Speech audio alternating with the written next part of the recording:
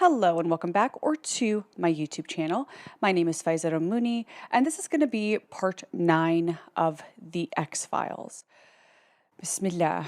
I hope I can finish this. I'll say that right now. I did a TikTok live about 2 hours ago and I told you guys I was going to go run my errands, things I needed to do, and get back home and record this. And I'm sitting here to do that right now, obviously, but I'm going to pray I can do it to completion. My goal is to tell everything until the end of me and Pan's relationship. So that is what I'm going to do. Inshallah, if you have been waiting for me to finish off this part of the story, you're getting to your end right here. I know there's been people who've been commenting like, honey, I will wait to the end. This is too much for me. It's okay. It's okay, don't worry, Habibti, I understand. So you will get to the end in this part. I am praying that I can do it till the end. I also don't know how my emotions might go. So this is the first time I'm talking about a lot of this stuff in years. So I promise you I'm going to do everything I can to get to the end when we break up in this part. There's still more that I would like to share, at least one more part to complete everything and to get you guys to the point, as I promised to, that how I got onto social media. What started my journey on social media? I never thought I would be in the position that I'm in today. Of course, I wanted to pursue writing, but writers are very isolated. They have their little hermit life. I love a hermit life. Idiot. At least I used to, okay? That's been lost in a great way for me, which we'll get into. I wasn't prepared for the life that I am now living in a great many ways. And although there are those who say I do it very well, Bidiyat, thank you very much, best I don't do it in the way that it comes second nature to me. I don't like having a spotlight on me. I don't like talking about myself. I would much rather be focusing on others and helping you fix your life and get things in order in your life. And let's focus on you. This wasn't a journey I thought I would be on. All right. But alhamdulillah, it has been a blessing. My point is, as I said in the intro, I would like to get to what started my journey onto social media. Okay. At least to 2016 and my last time seeing Pan, when I met him for closure, because I really believed he could give me closure. So let's start. Day 1 of 2015.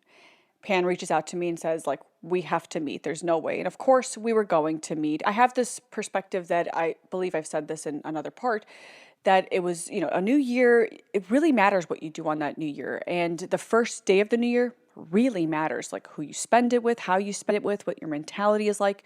I really believe that. So Pan had started inheriting that perspective too. So he's like, there's no way we're not meeting on the first day. There's no way we're not doing something today. So I'm like, sure, let's go ahead and let's meet up.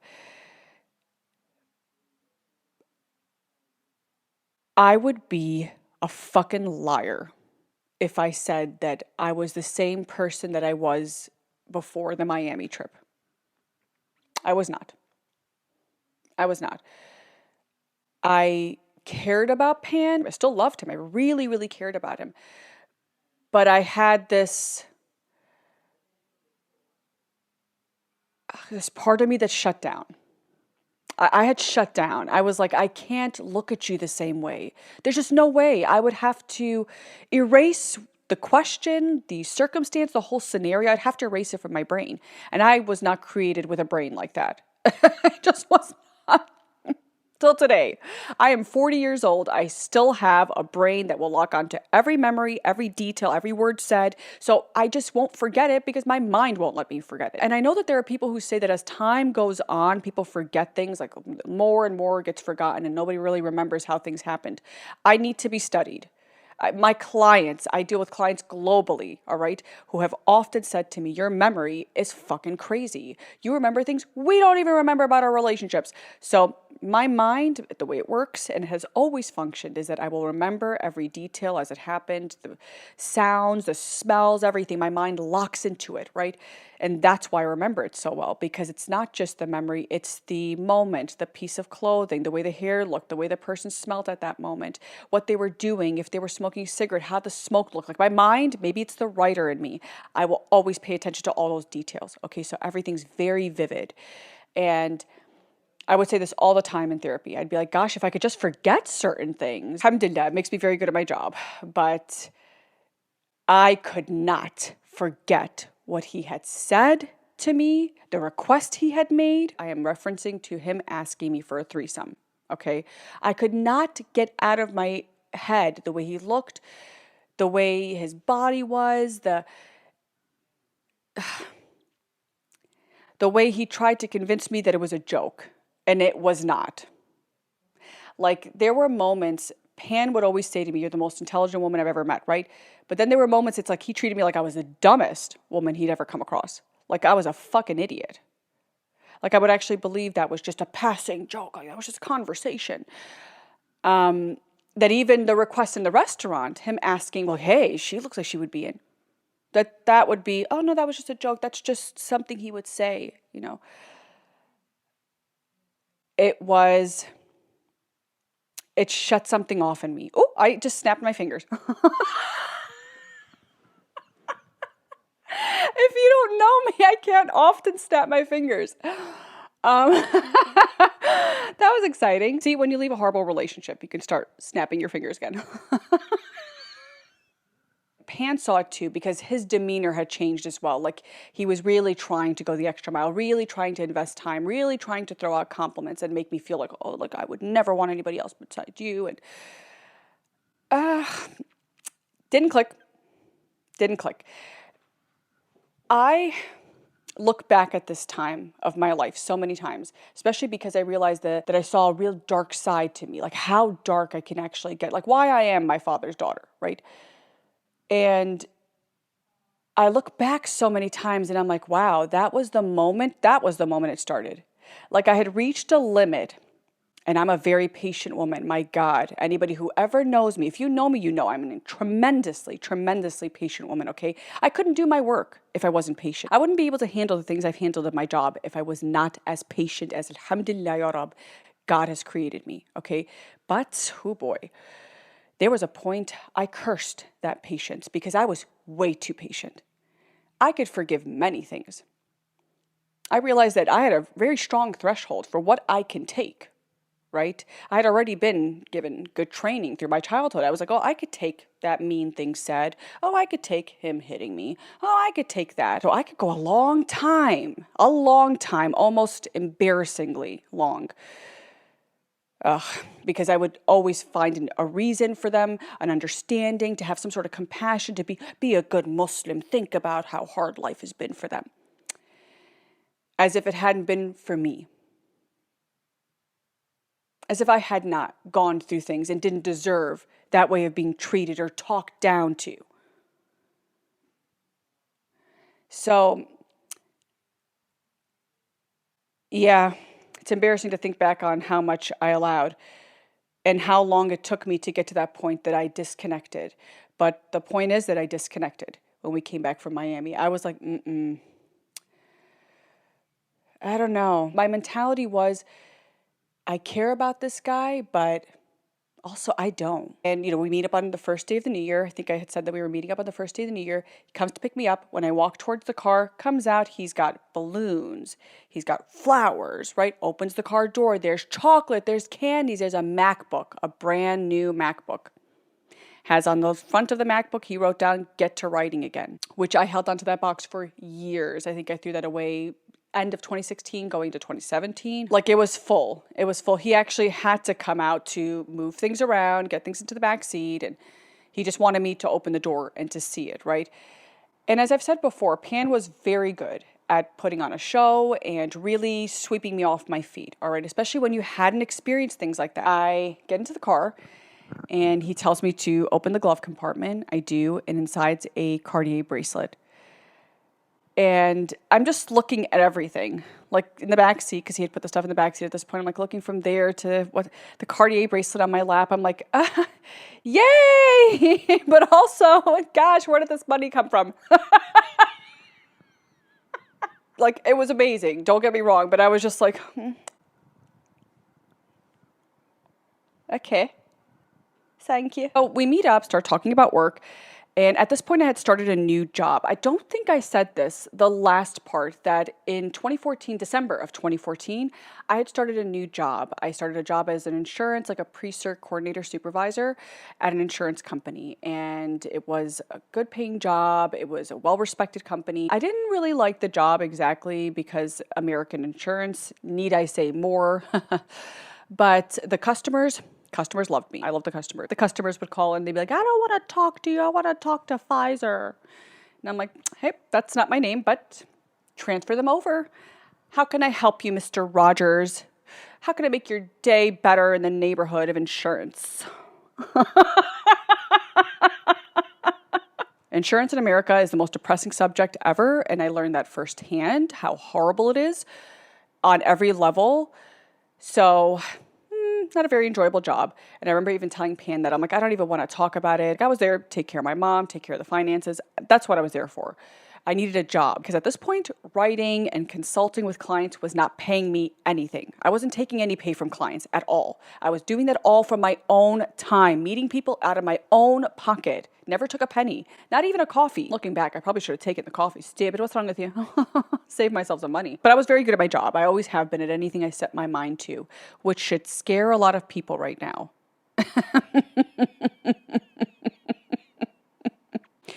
So Pan got the laptop because he knew I was not working in a job I really wanted to be working in. And what I really wanted to be doing, which was writing, I was not doing it. Okay, so he felt like the laptop would be the inspiration of go write. And I can't believe how much time I wasted in, even if I was always writing down ideas and stuff, that I just took a pause on what I love most to focus on other things, other people, other perspectives, trying to live up to expectations that I knew I never even wanted to.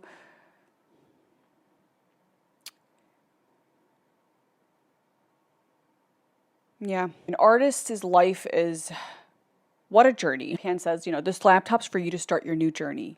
Get to writing. Get to writing. And I was shocked because there were times he wanted me to write, times he didn't want me to write, times he wanted me to meet with people, times he didn't want me to be around those people. So the constant whiplash, it was real. It was real. I never really knew where I stood. Never. Because it was inconstant. He was very determined to get married that year, get his finances right, get his life straight. And he seemed so open at that moment that was the moment that I brought up about the house parties. I brought up about the house parties. I brought up about what happened in Miami. I brought up about a lot of things, like flushing out, like, if we're going to really do this, like, can you explain to me X, Y, Z? Like, I just wanted him to explain everything to me. Like, give me an understanding. I'm just going on. I'm listing everything down, like everything I could possibly think of. And I remember Pan just sitting and listening. Like genuinely listening. He was nodding, he was stroking his beard and like pulling at it over here, but not like aggressively, more like pensively, like really soaking in what was being said to him. And I felt like, even for a brief moment, like, wow, he's hearing me. And that had never happened before that moment, like where I actually felt like I'm speaking and he's listening. He's actually hearing what I'm saying. So I felt like, wow, let me just keep going. Just list as much as I possibly can. Get an understanding of why we're here right now. He can see it. He can sense it. I was different. And when a woman disconnects from a relationship, even minutely, you feel it. You feel it. Even looking back, a woman will be able to tell you the exact moment where, that was it for me. That was it for me. That was the moment that forever started seeming like never going to happen. Never, ever, ever going to happen. And when I took a pause, because I'm like, oh, let me take a pause and let him talk. Pan took a moment to like soak it in again, and he's just nodding. And then he says, listen, like what we have here is forever. Like that's it. This is not going to go anywhere else. This is forever. And then he just started explaining things one by one, going off on the check of everything that I had talked about. He started giving explanations. And even if it was like, okay, like looking back, I'm like, bitch, you bought that? Are you stupid? Well, stupid at that time. Very. Even then, there were some moments where I was like, really? But I listened. I was like, okay, he seems genuine. Okay, Yeah. It sounds like he not only processed that, but he understands it. He's giving me an explanation, even if I don't understand it. At least I have a little bit more clarity than I had before. And he just keeps saying, this is forever. There's so many signs, this is forever. There's so many signs, so many signs. And then Pan had, I don't know if I should say that part, but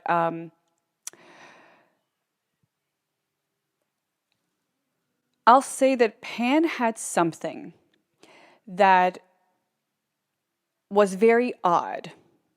And if others would look at that, they may have, as I once did, look at it and believe, well, that is too ironic. And this has got to be this person's soulmate. Like, was it very weird? Yes.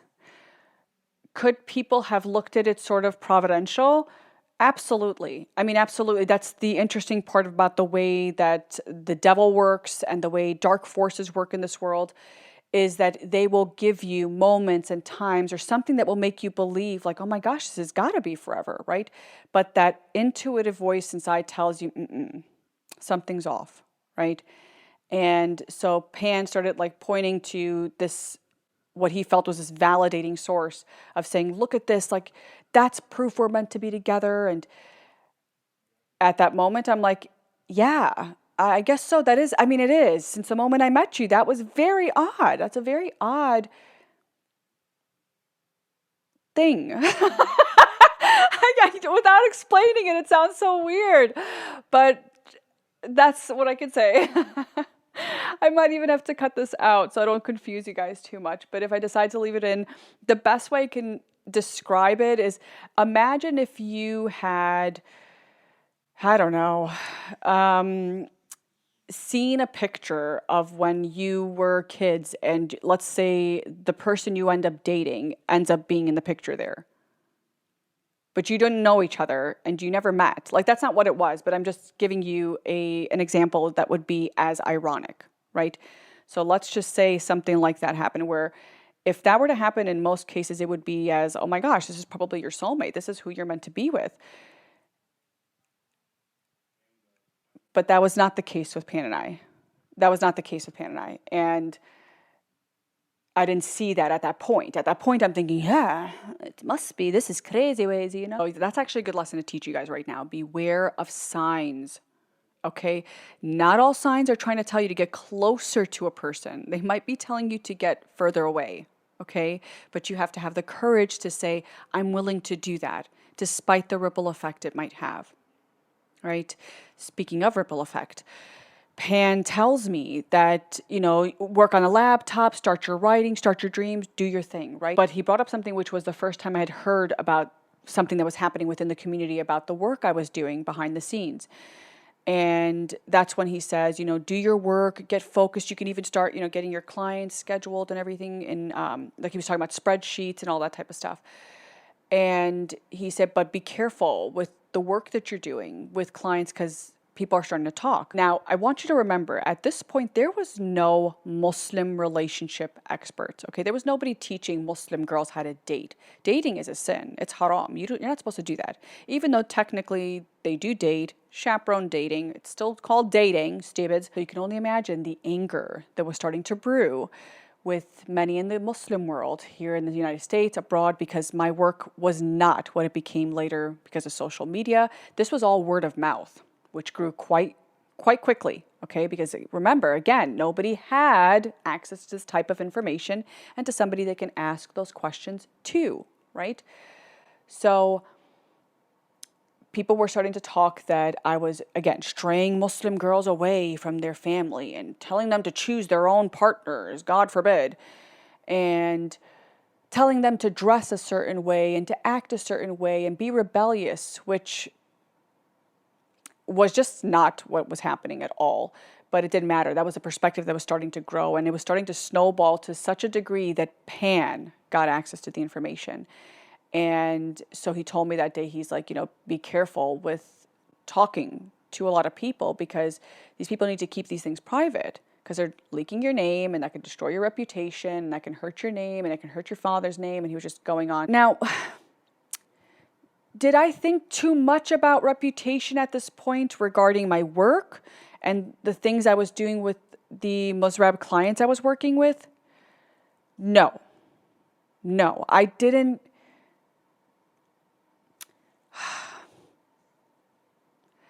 I just didn't feel like I was doing anything wrong. Like, even if I knew that it was taboo, granted, of course, I wasn't an idiot, but I felt like, well, I'm not doing anything wrong. I'm not saying anything wrong to any of these girls. I'm not telling anybody to leave their family and to get up and run away or do anything. I'm telling people to search for themselves, have an identity, and if that conflicts with the people around you, learn to find harmony, learn to set boundaries. Everything I was trying to do in my life as well. You know, I was sitting teaching others many of the things I was trying to implement into my own life because I needed someone to teach me too. And I didn't have anybody to teach me those things, right? So even if at times it felt like, you know, the blind leading the blind, there was never a abandon your family, be like, fucking into your family and just leave. Never. Never, never. You know, and the funny part too is I was sitting teaching women how to have that self-respect, but I wasn't giving myself very much of any self-respect at all. I was not in a self-respecting relationship. I didn't respect or love myself enough to chase my own dreams in the way that I should have been chasing them at that time because I cared too much about what other people thought or what the man I was dating thought. And I use the word man very loosely. So I didn't have that perspective, right? And yet I was able to teach so many others to find their voice, establish amazing, healthy boundaries, and build their life up, chase their dreams, chase their love. So somehow that felt very fulfilling to me. Somehow I felt like I could be happy knowing that I'm helping others, you know, do that. There was something beautiful about that experience. But I think back a lot about how much I did for others that I did not do for myself. Oh gosh, I could do a whole series on the journey of being the first Muslim relationship expert. And God's already taken care of that. Especially because how that journey led me to Pan. Like, when I met Pan, I thought I'd finally met somebody that understood what it was like to be a modern day Musrab woman with a completely different perspective. Somebody who had that very like ajnabi, westernized, Americanized mentality, which is always used to insult other Musrabs who are like that. Like they say that to insult you, like you're an ajnabi, you're not really a real Arab, you know. You've been too westernized, too Americanized. I don't take any offense in that. None whatsoever. Very happy with that because I could not survive anywhere else the way that I am as a Musrab woman in any Musrab country. I would have been put in prison, deported, or stoned. So, to America. But that is what led me to Pan because I felt like he was so open-minded and who was very hard for a woman like me to find, especially at that time. I wanted nobody, had to be a Musrab man, had to be a Musrab. So finding a Musrab man with the mentality that I believed I had found in Pan, that was the ambrosia to the gods. It felt amazing to think that I had found somebody that wouldn't hold me back but lift me up. At that time, I wanted a man to lift me up. Like I felt I could only be lifted up by a man. Right? Like you can do anything you want to do if there's a man involved. You can be whoever you want to be as long as there's a man there, right? Your life can start being lived when you have a man there. And oh my gosh, ladies, I would come to realize that a man never could do that for us. Never. You have to do that. You have to put on the cape, right? Instead of being wrapped underneath a man's, you have to put it on for yourself. And start flying, girlfriend. I did not know this at that time. I felt like I needed a man to even exist as myself, to be myself, to think as myself. Oh, I can't believe that. I look back at that girl and I'm just like, gosh, girlfriend, oh boy. But anyway, back to Pan. He tells me, get back to writing, be careful with your clients. And then Pan tells me he's also going to make 2015 the year he makes a lot of changes with his money, with marriage, and his anger. And I did not expect the last part, so I'm like, oh my gosh, wow. Did he just say he's going to take care of that anger of his because his temper was horrible? And he can tell by my face that I was taken aback by it. And he says, yeah, I'm going to go to a therapist. I already found a therapist. And he pulls out a card and he shows me the card. I was shocked. I'm like, oh my gosh, he's actually serious. He's doing all of this. It seemed like he was really trying to make a change. And that felt very comforting, especially because even if a part of me was disconnected from the relationship, there was always, always a part that was like, God, I hope that this works. And gosh, I hope he gets better. And I hope he does right. Anne used to ask me that all the time. Do you believe people can change? And of course, I'd always answer, absolutely, which I do. I believe people can absolutely change. Now, of course, I know that people suffer into wisdom. You suffer into change. And Pan just kept saying, like, we have to get serious about marriage. Like, it has to happen this year. That's it. Now, remember, we were both benefiting off of not moving to the next step. Pan with his finances and wanting to really impress his family and not look like what was going on, which was that he was struggling financially. So he didn't want to look like that. So he needed the time to get his finances together, and your girl needed time to adjust to the thought of marriage, okay? So we were both benefiting off of the time it was taking here. But who was pissed were our families. Oh my gosh, pissed. They were like, let's go. What's happening here? This is insane that you guys are taking so much time. It was seen unacceptable, Islamically inappropriate, truly. And people were not happy, and they had a right to be. Even if at that point my mentality was, well, it's me and him against the world. It was wrong of me to look at them like they were crazy when they were in the right. Absolutely. Nobody should be going that long dating. And if you're going to get married, get married. If you're not going to get married, you're not going to get married. I knew I had a disconnect from marriage. I knew that. And I also knew why I felt that with Pan. But I never just stepped away. Done. I didn't do that. And I knew Pan wasn't going to. Pan wasn't going to step away. It would have to be me. It was going to have to be me, or something drastic was going to end up having to happen, which we will get to. So naturally, our families were pissed. Like, come on, let's go. What's happening here? Like, you're playing with not only your reputation, but you're playing with ours too. And again, they had a right to feel that way. They had a right to feel that way. So Pan was like, we really need to get on marriage. We need to make this the year we do it. And I remember nodding, but in my head, I'm like, oh gosh, he seems really serious. Like, this is going to happen, girlfriend. So how are you feeling about that now? And not good. I was not feeling good. I did not. My soul knew, period. My soul knew. And even if my heart was stupid and was like, no, I love him, I don't want to go, my head, my intuition knew very well, you're feeling that way, girlfriend, because he is not the one.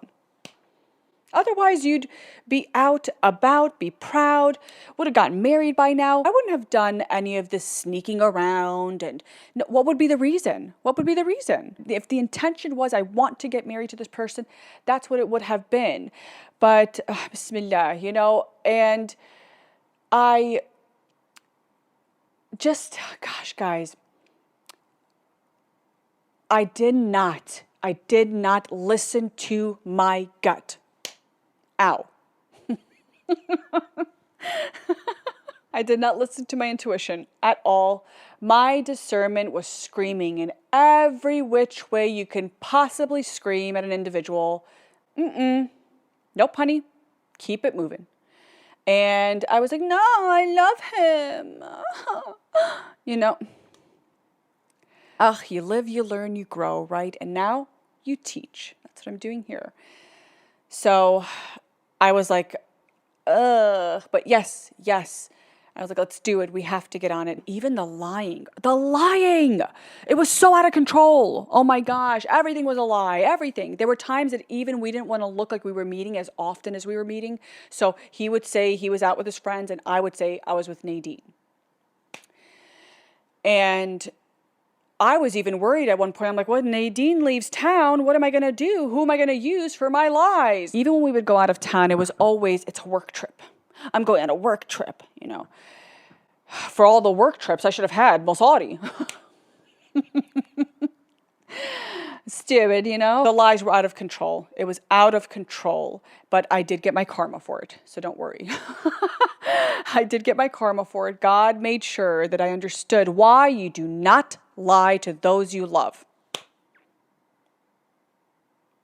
Okay? That's why you do not do that. To look at the person you love And to say a lie, all because you're trying to protect your ego, how you might be perceived, your people judging you, unacceptable. Unacceptable, you guys. You are who you are. You are doing what you're doing. Doesn't mean you have to go give your business out. And I'm not for that at all. Keep your privacy. But you do not have to be telling unnecessary lies. If you're meeting somebody because you're interested in talking to this person, you say you're interested in talking to this person. You get your family involved. There's no secrecy and lies. No reason for it, right? You're talking to this individual. You're talking to this individual. No secret behind that, right? No reason to lie about anything. So take that lesson. And I didn't even like the feeling. I felt wrong. It felt like everything I got karma back for later. I mean, there's a reason God gives you the karma, teach you the lesson. So I learned my lesson well, for sure. And when Pan said that, I was thinking to myself, like, yes, I would like to stop living this lie. So if we can stop doing that and get on track, and you seem to want to get on track in your life, and we want to get on track in both our lives, well, that sounds like a good plan. That sounds like a good plan. Pan was like, he's getting back on his feet. Things are going to start changing. And he wanted to update my promise ring into a actual engagement ring. So we walked over to Tiffany's and we were looking at the, window shopping. And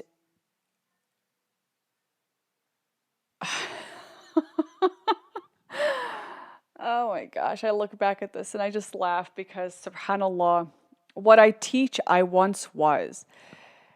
I always tell clients that your body knows if you're with the right person, there at the right time. Your body knows. And as we're standing there, I remember feeling like I had to vomit.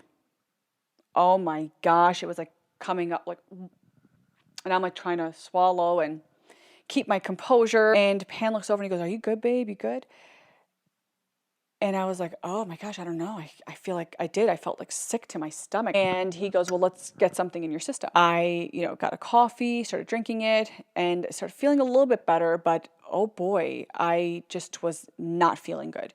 And turned out that I ended up starting to get like a migraine attack. I have horrible migraines, unfortunately. I've had them since I was 12. Don't get them as often, but when I have a migraine attack, it is horrible. Okay, so I'm like vomiting, sensitivity to light. I see spotting. You could be talking to me. I don't hear what you're saying. So I started putting two and two together. But the reason I was feeling that way was because that was the onset of a migraine attack, right? Starting to come. Even the migraine attack. Oh my gosh, I wish I would have had a me there standing there to say, girl, yeah, do you think that it's a coincidence that this migraine attack was triggered right at the moment that you're sitting looking at engagement rings to the man that you are not really sure about wanting to marry? Right, I don't think so either. I don't think so either, honey. So take it as a sign. That's what it is, a sign. Didn't see this, just, oh my gosh, I'm getting a migraine. And Pan goes, let's get a hotel. Of course, I lied to my mom, told her I was going out with Nadine. I was going to spend the night with Nadine at her house. And Pan had told his family that he was hanging out with his friends. It's different for a guy. It's very different for a guy. He could have told his family he was sitting out just staring at a bunch of rocks and they would have believed him. So Pan gets a suite. We hang out for a little bit. I was mostly, again, having this migraine attack, wasn't really feeling the best. So I was, telling Pan that, let me just put my little shawl here because this skirt's a little bit short. So he tucks me in bed and gets medicine, coffee, pain patches, everything, like really takes care of me, make sure that I can get through that migraine attack. Like he had seen how bad my migraine attacks can be. I would actually have to sometimes go to the emergency room. It would be that bad. Alhamdulillah, again, alhamdulillah, that has not happened in years because I've got them so much more under control, and also leaving that relationship, oh boy, it saved my body so much harsh conditioning it was being put under that it wasn't aware of. I'm just laying there, he's massaging my hair. And, he kept reciting the Fatiha over and over because he's like, I don't know any other surahs. And he asked, how many do you know? And at that point, I had known like 8, 9, not very many at that point. Alhamdulillah, it's grown so much more as the years have gone by. And he goes, but Pan was very impressed. He's like, oh my gosh, 8 or 9, that's crazy, that's amazing. Like, but that's one of the things you learn also going to an Islamic school. Like, you learn to constantly read Quran, and alhamdulillah, ya Rab, I have just the desire to do that. And I say alhamdulillah to that because there was a time I did not have that desire. And reading Quran and incorporating it into my life has had such a tremendous change on it that I would never want to go back to who I was before I ever really made opening the Quran second nature. You know, so read up, pray up. And even when he was saying like, wow, babe, I'm so proud that you're a Muslim who knows that many surahs. And I still remember even having a moment where I'm thinking to myself, honey, I'm not that good of a Muslim if I'm sitting here in this bed with you when we're not married, right? Like that's not very Muslimish. Right? We shouldn't be doing that. There was always a battle internally between like what I wanted to be doing and what I knew I should not be doing. Pan adds how he wants to add being a better Muslim, you know, incorporating more Islamic beliefs and teachings into his everyday life, and how he just wants to be an overall better Muslim in 2015. And we were going to be working on that together. That was the plan. And then I guess you could say he was having sort of like an epiphany, where he's laying there saying, you know, I could be doing better, I could be better, I could be a better Muslim, I could be more in control of myself. And then he just says, don't leave me, don't ever leave me, there's not a life I'm living that you're not in it, I'd rather die. And I just like laughed. I'm like, are you serious? Like, you would really kill yourself? And he's like, yeah, I would die, I would be dead. Like, I would rather we both be dead. I don't even know how I didn't pay attention to that statement as much as I do looking back now. At that point, I'm like, oh, that's romantic. Like Romeo and Juliet. That part did not sit with me as much as it should have. I would always go back to just looking at Pan, how attractive I felt Pan was at that time. And the hair, the straight, because he had long straight hair, would fall right over here between his nose. I would just get lost in how he would look at me underneath, the way he would never just stroke his beard, but like rub in. I don't want to touch my lips. Rub into his lips. I got lost in him and what he represented every time he was like that. But it wasn't just those moments. It was what those moments meant, what it entailed. That level of comfort and the way he would look at me meant that I would be validated in how much he wanted and needed me. I would melt. And again, just very naive, I just did not know myself. It was also just because the conversation always seemed to just flow and flow and flow, and you could think about something for a moment, but then something else would happen and you would forget that. The thing that would be said previously, even if it was offensive, you'd be like, oh, okay, well, that's there, but then this beautiful thing happened. And now, okay, well, that was said, but this beautiful thing happened. And when Pan said, there's no life I'm living that you're not in it, that is all I heard. That's what I heard. Oh my gosh, he can't live without me. My ego needed that at that point. It needed to hear that. It needed to hear that I was worthy of being missed, of being loved, of being someone that couldn't be forgotten. I needed to hear that. And because I needed that validation, you could have said and done anything. And I would have been like, all right, that's fine. And clearly I did. I let him get away with so many things because I felt like, well, he cares. Why? He wouldn't be saying this and that if he didn't really care. Because words mean something. And I mean, they always meant something to me. You know, I love you's not a pickup line for me. Saying I miss you, I like you, I enjoy my time with you, I really care about you. These things hold weight to me. And my biggest mistake, although there were many, was always believing that the way I perceive things, that my understanding of things, the relationship, everything was the way that he saw it too. And that's what his intention was. That's the way I saw it. So Pan massages my head till I fall asleep. And the next morning he drops me home, parking like a block away. So like what we had done in the beginning. And so I can walk home. And I still remember him saying like, I can't wait till we stop doing this. We don't have to do this anymore. And there was a part of me that was like, yeah, me too. Because again, the lies, Nobody wants to live with those types of lies. Nobody. You want to be able to have a relationship, a love that is harmonious and free. There's no lies around it. You don't want secrecy and lies and deception. That's just not a good recipe. And it won't lead to a long-lasting relationship. I can promise you that. So I love the idea that marriage would mean the end of the lies. But I did not feel that excited or thrilled about the idea of marriage. And you could say I had commitment issues, but it wouldn't be the truth. The truth is I just never had an interest in marriage.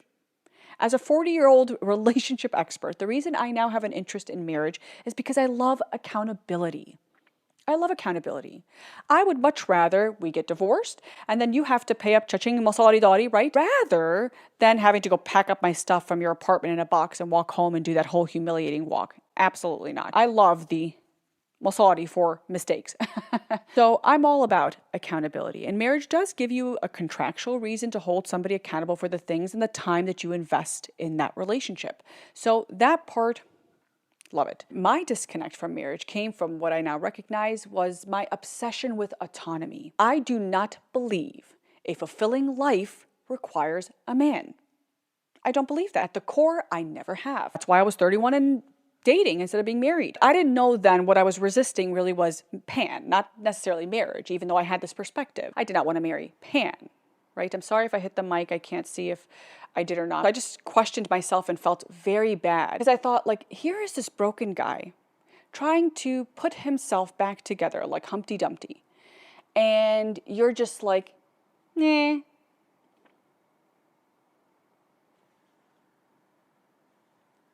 Okay. Something absolutely shifted. It was almost as if like everything that happened, the breaking of my arm, the way that he acted, so many things in between that I didn't even discuss that had happened that I was like, ignore. But then all it took was for him to add another woman to the equation. And for my ego to feel inadequate in that way, to let the light go on that everything else was fucked up. And that everything else was wrong, and that I should be waking up to the reality that this is a fucked up relationship and I need to leave. So I felt bad because I was even more torn now because I couldn't do away with that feeling of disgust, of being separated from him or desire to really be separated from him. And I hated that feeling. Oh, I hated that feeling. But, January was a beautiful month. We made a checklist of things we wanted to do that we hadn't done in the relationship up to that point. And Pan was like, let's check it all off. We went boating, Morton Arboretum, carving our names into the bark of a tree. And there were so many times I thought Pan was going to propose.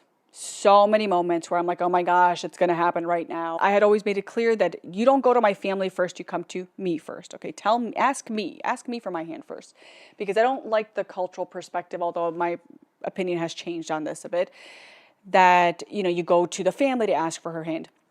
Come to me, ask me for my hand, okay? Propose to me, then we'll go from there. There were so many times where dates were like really romantic or things were taken to the extra mile that I'm like, oh God, is it about to happen right now? Especially one time when he was so insistent on coming to pick me up at work and it was snowing. So I'm like, oh my gosh, why is he so eager to come pick me up? It's snowing right now, honey. Like we don't want to get stuck in this, and I would hope you're not proposing to me with the snow. Comes to pick me up, and instead what it was that he wanted to show me lights that he had put on to like the panel of his car and the roof of his car.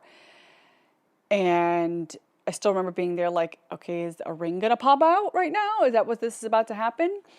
And he was like, I just needed to see you. I wanted to show you the lights. It's snowing out. Every time it snows, it makes me think of you because I did. That I do. I love the snow. Don't want to be proposed to in the snow, but I love the snow, especially as a Chicagoan, except when it's a blizzard. Pan drives to some parking lot, which Arabs love hanging out in parking lots. If you know, you know. Videos.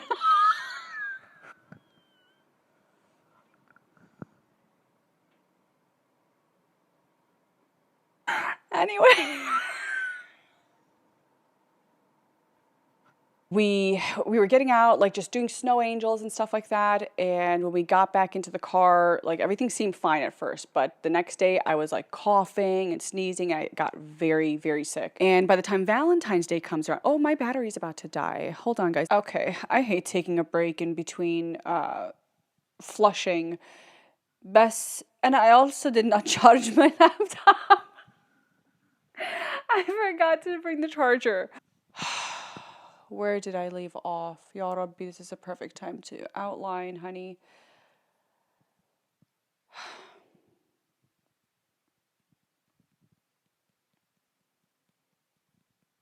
It'll come to me. Oh, where did I leave off? Remind me. Thank you. Parking lot. By Valentine's Day, I'm sick as a dog. Am I showing too much? Stop looking.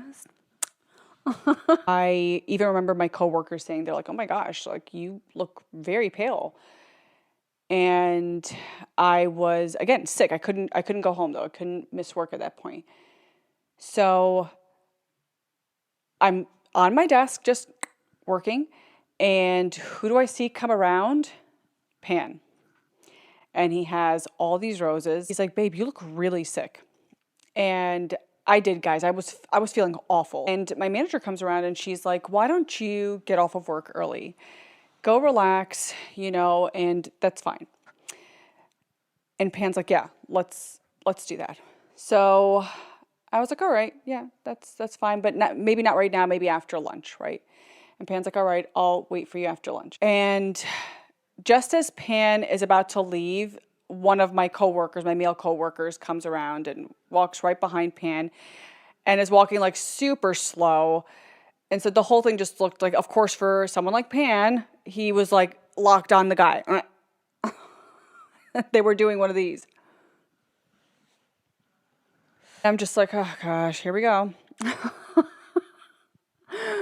There goes that. And it didn't help also that like Pan's looking over and the guy's in the lounge and he's staring at us the whole time. He's like watching us, what we're doing, how we're interacting with each other.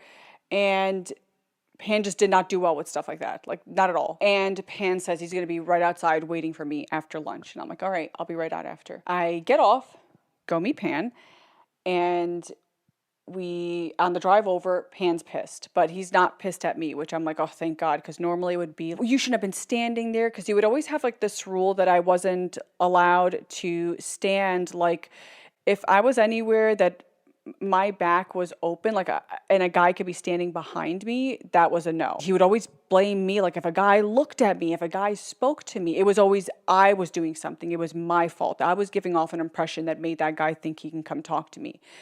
And it's so, even looking back, it's so crazy because I'm not ashamed of being this type of woman, okay? When I love deep and hard, okay? And I only have eyes for you, like that fucking song, okay? Who sings it? The Platters? Hold on. Oh, the Flamingos. It even took me a while to get into the habit of not standing by walls, like years after the relationship ended. Yep. Took me a while to feel okay to be seen in the middle of a room by men, no matter where I was at, how many men there may be in that room. It took me a while to get comfortable to be in the center of it and to be okay to be seen. And not feel ashamed, like I'm a whore for standing there. Yeah, that's what I felt for the longest time.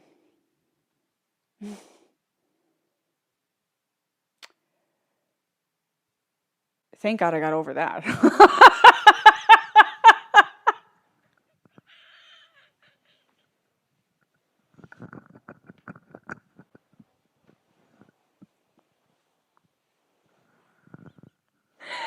Thank God. But Pan's in the car and he's pissed. He's pissed. He's like, I'm so ashamed. You have to be working like that. You shouldn't have to be working in a place like that. He was like so pissed about that. But I knew what he was really pissed about was the guy, which he eventually got to later on. He's like, you shouldn't be around that environment with guys like that. Like, why was he even looking at you like that? And he takes me home with like a whole care package, like ginger ale and cold medicine and all this type of stuff. But I ended up having to go to the hospital because it got really bad and it turned out to be pneumonia. So alhamdulillah, I ended up going. And Pan felt so bad because he knew even the night when we were out, I wasn't really clothed. It was very cold out. I wasn't prepared to go hang out in the snow and all that. You know, like I was just dressed how I want to dress because a sharmuta never gets cold. But a sharmuta got cold.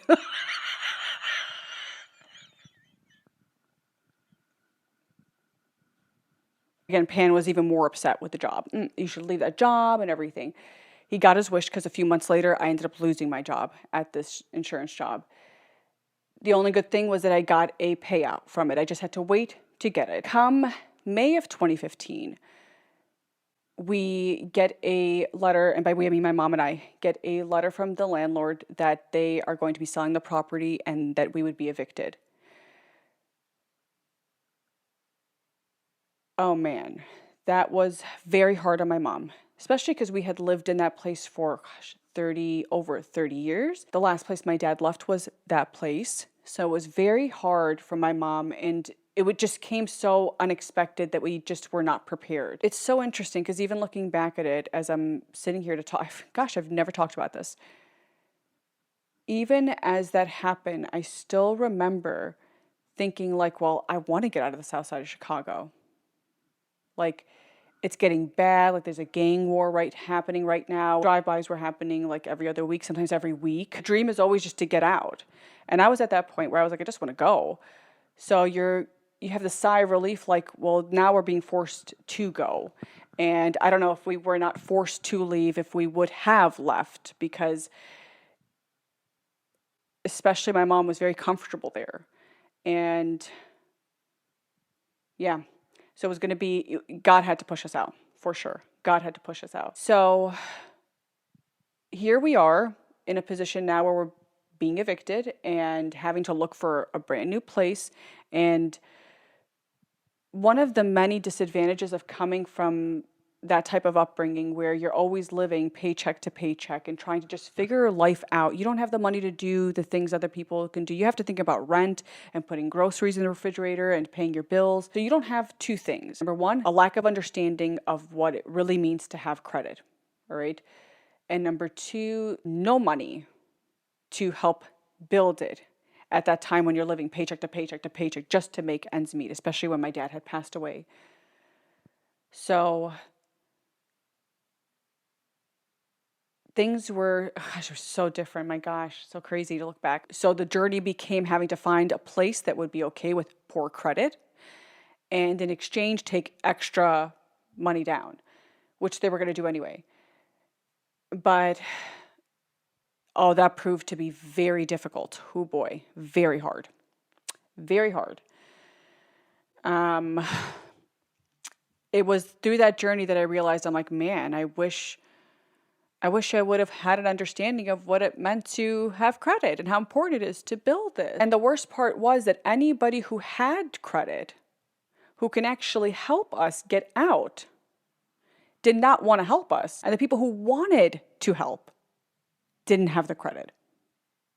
So we were on our own. Because we didn't have anybody, we were forced to scramble around looking for something. Like I was looking anywhere. We were used to living in the south side of Chicago, so I'm just looking for more places in the south side of Chicago. I was really ashamed to tell Pan this. It felt so embarrassing to even say it. I'm being evicted. It felt so embarrassing. And because everybody I knew, Pan's family included, they all owned property. They owned their homes, they owned complexes, they owned buildings, everything. Like these weren't people that were renting, right? And there we were sitting in the same place, renting for years. But one night, Pan comes to pick me up and we go to dinner. And he says, is there something you're not telling me? Something feels off. And he kept saying, there's nothing in the world you can't tell me. Tell me what's going on. And I admitted to him what was going on. Right away, Pan steps into action. He's like, you know what? I've got that family building I'm supposed to inherit. That's where I live right now. I'm only there because, it's big and it served whatever, he was doing. And he's like, I can move out of that unit. Your family moves in. And I'm like, immediately no.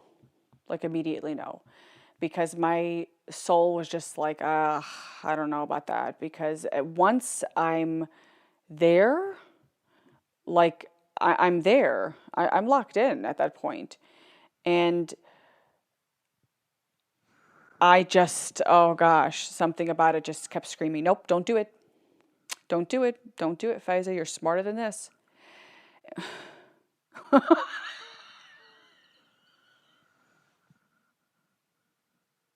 So it's screaming like, come on, Faiza. Nope, don't do that. And he's like, it's safe. You don't ever have to worry about anything. There's cameras in the front of the house, it's in the hallway, it's in the back. You know, you'll always have surveillance. You're good. And again, something's like, don't do it. Don't do it. Don't even think about it, honey. He goes, well, we're going to be married, right? Aren't you going to marry me? And of course, I'm having to be like, yeah, of course. Because even if I was torn, I did believe, yes, I am going to marry this guy. And even if I'm struggling with that decision right now, I still feel like, yes, if I'm going to get married, it's probably going to be him, I guess. I was constantly torn, constantly. I told him that I would talk to my mom and that I would get back to him. And he was like, hard selling. And he's like, it's perfect, you know, because I'm going to move out. He did have intentions to move out. He was moving out closer to a certain unit that he wanted to get to downtown. And he's like, just take the place, right? It's going to be vacant anyway. I go home, I talk to my mom, and my mom had the same reaction that I had intuitively. She's like, I don't know about that. You know, you guys aren't married yet, and this is not, you know, he's going to have a lot of control if you do that. My mom was like, you know, you guys aren't married yet. And so it's not his dad. I mean, it's his dad's, but it's not, you know, his. And so you can't be waiting on the future. And my mom was like, are you guys even going to get married? What if you break up? What happens then? And we're sitting there, right? And yeah, my mom was speaking a lot of logic. And I'm just like, well, I don't know. I just want to throw that on the table. Like, he put it out there. So I'm just putting it as an option because it would be something that's guaranteed. I was very afraid of trusting God to figure it out. The devil won that time, for sure. The devil won this whole time. I played the game, devil came in, and the devil won, for sure. He won that battle. The battle for the entirety of that relationship, for sure. He won that battle. Because fear in moments like that, that's the devil. That's the devil, making you feel like everything's hopeless. Like, you have to take that option. You have to go there. You have to be with that person. You can't be anywhere else. There's no other option. No, there is always an option. There's always a way. There's always a way. Let God show you the way. If I would have known what I know now, I would have been like, don't worry, I'll trust God. But instead, I convinced my mom to have us move in. And Pan was ecstatic. He was fixing up the whole unit, got everything cleaned out, got a whole cleaning team to clean it out. And the move-in date was set for August of 2015. Maybe a few weeks after saying that we were going to move into the unit, I got my work payout. And so I had said that we wanted to look for another unit. And I should have. Oh my gosh, I should have fucking saw that one through till the end. Stupid. I was like, hey, you know what? We're going to look for a couple places. My mom and I had made a whole list. We started going out to see different places, work with a real estate agent. We had worked with 2 of them. And we told them our whole situation. I'm like, here's where we stand, but I'm willing to pay X amount of money for us to get in. I go and tell Pan, and he's pissed. He's like, you're fucking ungrateful. I was trying to help you guys. And I'm like, well, you moved out anyway. And he's like, that's not the point. I thought you were going to be there. I thought we had a plan. And he was so angry. And he's just snapping. Like, that's how you treat somebody who's trying to help you? That's how you are? You're ungrateful? And I was like, oh gosh, this is crazy. I did not expect any of this to happen. And maybe it's just best we go to his place. And my mom was like, what are you talking about? Like, we have this whole plan to start looking at different apartments and Found this townhouse, found several houses. I couldn't take how angry he was. I was afraid to see how he reacted, and I was also so afraid of being perceived how he was perceiving me, like somebody who was ungrateful, because I was not ungrateful, and I'm like, I don't want him to think that about me. So the people-pleasing idiot in me made me move us into that unit. And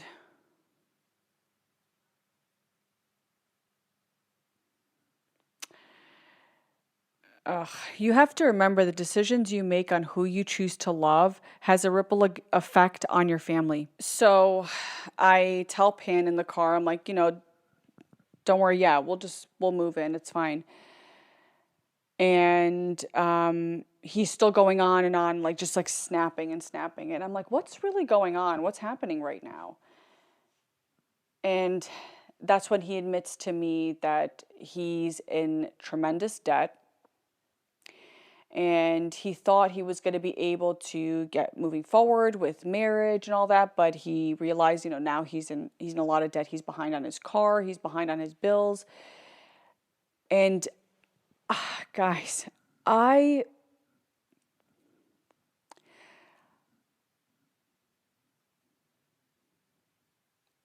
like, what the fuck is going on?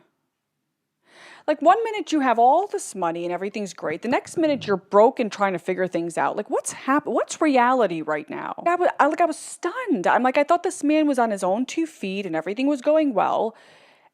And you're in debt? And I'm like, how much debt are you in? And he goes, enough debt that we can't get engaged right now. And I'm like, sorry to admit this, but also I said I was going to be honest with you guys. I'm like, that's okay. That's all right about that part. What else are we looking at right now? And he says, I need $3,000 just to pay off what I'm in debt this month. Now, remember, I just got my work payout. So I'm thinking to myself, like, well, I have the money available to help him get back on his feet this month. And he knows that I have the money to be able to help him get back on his feet right now, because I just told him, like an idiot, that I got that Masaldi Dotty and now I want to move my family out of going into his unit to someplace else. So I'm like, well, I have $3,000 that I can give you so you can get yourself out of debt this month and get back on your feet. And he's like, you would do that for me? Really, babe? You would do that for me? And I'm like, of course. I love you. We're in a relationship. Of course I would do that. And he says, well, that would mean a lot. That would really help me. So I'm like, let's go straight to the bank, which we did. We went straight to the bank.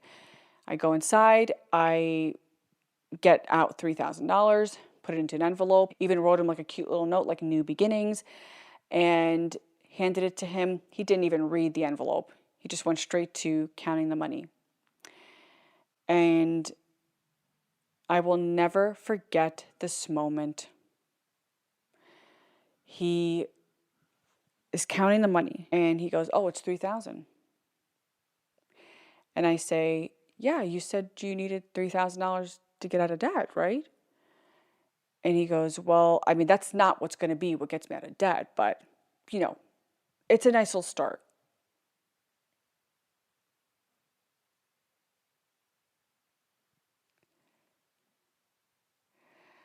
I was like, who the fuck does this guy think he is? Who does he...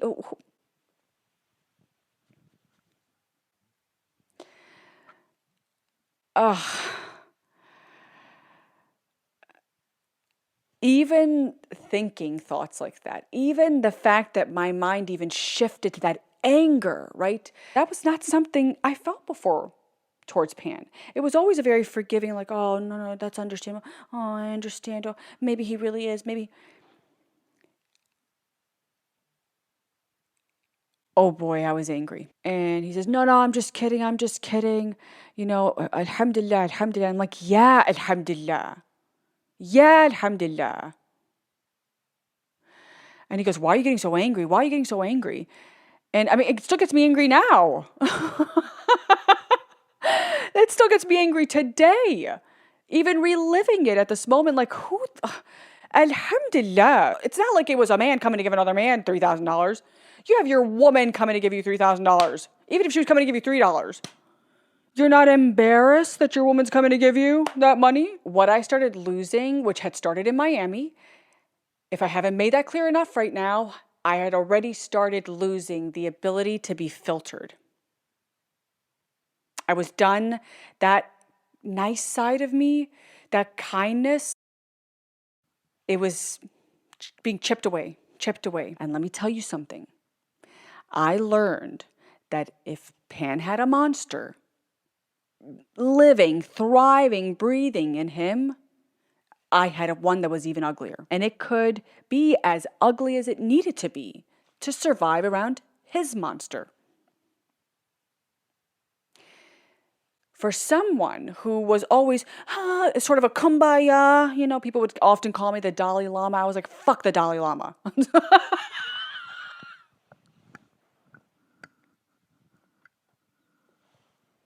I love the Dalai Lama. I apologize. But the mentality, I was like, you know what? Fuck that mentality. I was going into my villain stage. I started feeling that anger come out. And Pan could see, he's like, what's wrong with you? Why are you getting so upset? And I'm like, you sound so ungrateful. Remember what you just told me that I would be ungrateful about if I wanted to take my family to move elsewhere. But it's not ungrateful when you are handed $3,000 that you just said you needed to catch up on your bills.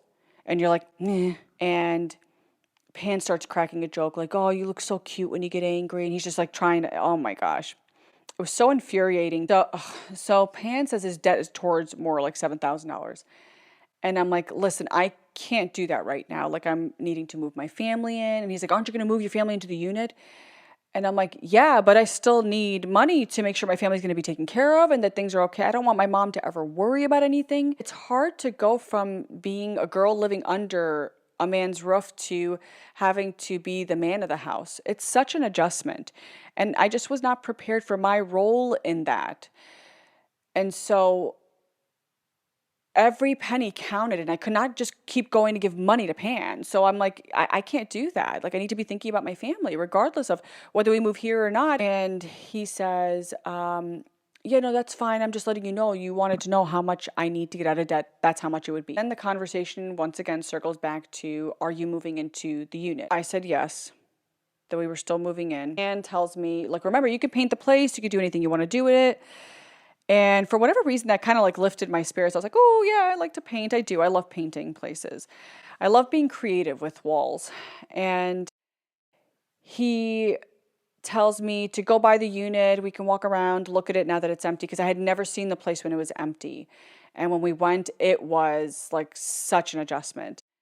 And there were just so many memories there, so many stories that I did not tell you guys about. One I will tell you about very quickly. It was the first time I had ever stayed over his place. And he was like, oh no, nobody's going to come by. Don't worry about it. And I felt comfortable. I'm like, okay, fine. It was the first time I had ever stayed over a guy's place. So it was just, oh my gosh, the whole thing felt like, odd. I was excited. I was feeling guilty. So many things. And we had a great night. Everything was good. Wake up in the morning to a footsteps right outside his bedroom door. Pan lifts up the blanket like really quickly. And he looks at me because he thought I had left. And when I'm like, who is that? And Pan jumps straight out of bed, grabs his Glock, goes around, opens the door, and it's his dad.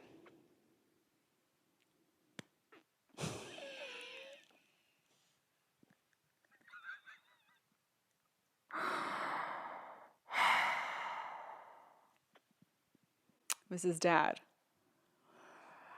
And I still remember Pan's like this, hiding the Glock, door open on the side here, talking to his dad. And his dad's like, what are you doing? I need you outside. I guess they had something planned. He was expecting Pan, and Pan didn't come out. So he was coming in to get Pan. And his dad's like, why are you hiding behind the door? Who's there? Like, they're speaking how to me this whole time. But I understand. And I'm like, oh my God, he's about to come into this room. And he's telling Pan to move out of the way. And they're having this argument back and forth. And guys, the whole time, I'm under the covers with the covers pulled up this way, just holding it firmly like that, as tight as I possibly can so they cannot, like, my thought is he's going to walk into this room, he's going to pull that blanket down, and I need to hold on to it as tight as possible. I'm so embarrassed. I just need to hold on to it for dear life, quite literally.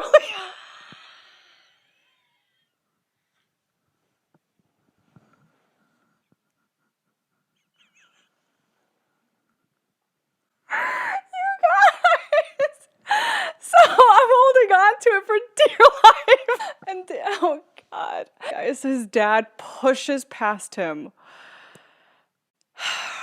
His dad pushes past him, comes into the room. You could see there's oh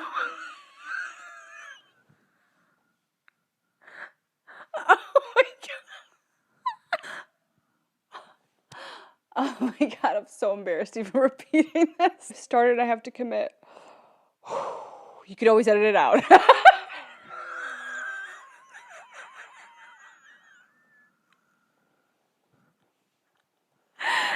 can always edit it out.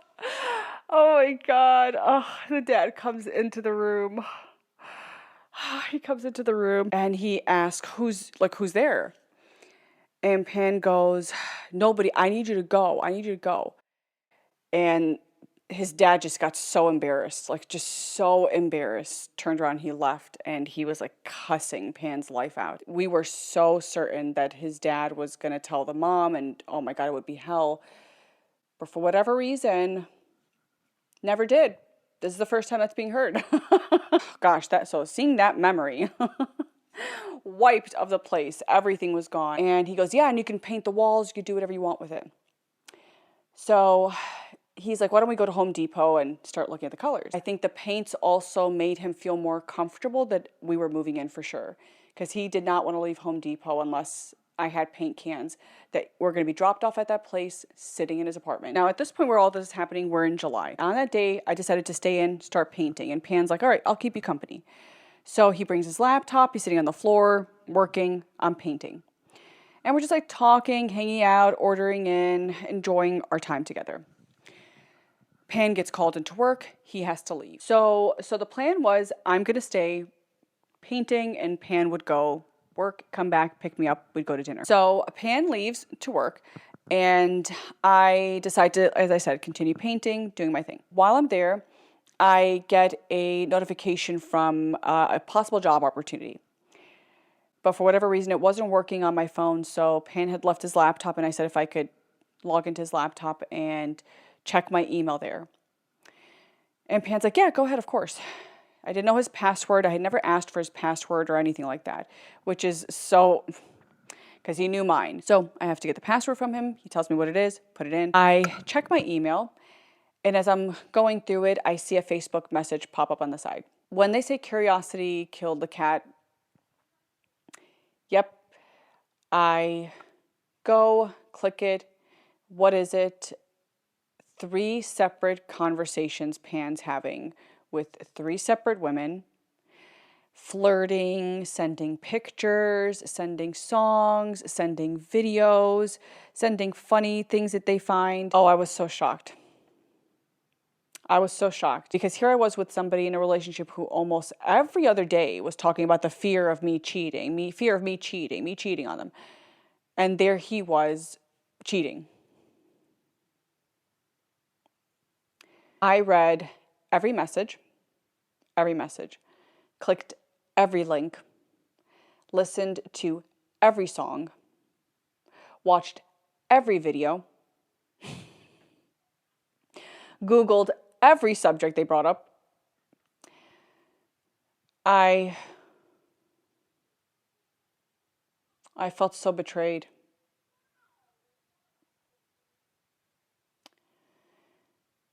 Getting cheated on is a very it's a different type of betrayal. Because everything that you thought was real, that you are now witnessing having been shared so casually by others, it's like it doesn't feel special with you and that person anymore at all. And because the women looked so different as well, I'm like, all of them had a very similar look. And I was like the complete opposite of that. And so that only made it worse because I'm like, oh my gosh, what are you even interested in? Like, are you even interested in me? If that's what you're interested in? Like, I'm not like that in any way, shape, or form. So, what is this right now? Oh my gosh, it was a betrayal. It was a betrayal. I took pictures of everything, every single thing. I just put my camera up and started taking pictures of everything. I did not want him to deny it being there because that would have been in his character to be like, no, you were just misreading. No, it's not what you think. Go ahead and take pictures of this. So he has no way to say this did not happen. He comes back later that night and he tries to kiss me. I'm kind of like, And he's like, whoa, what's going on? And I said, I'm going to ask you a question and I want you to be honest with me. And he starts laughing. He's like, okay, what is this? So serious. And I ask him, I'm like, is there anything that you want to tell me on your own? He goes, no, just ask me your question. And I said, have you been talking to anybody else? Like talking to anybody else, flirting with anybody else, anything? And he says, absolutely not.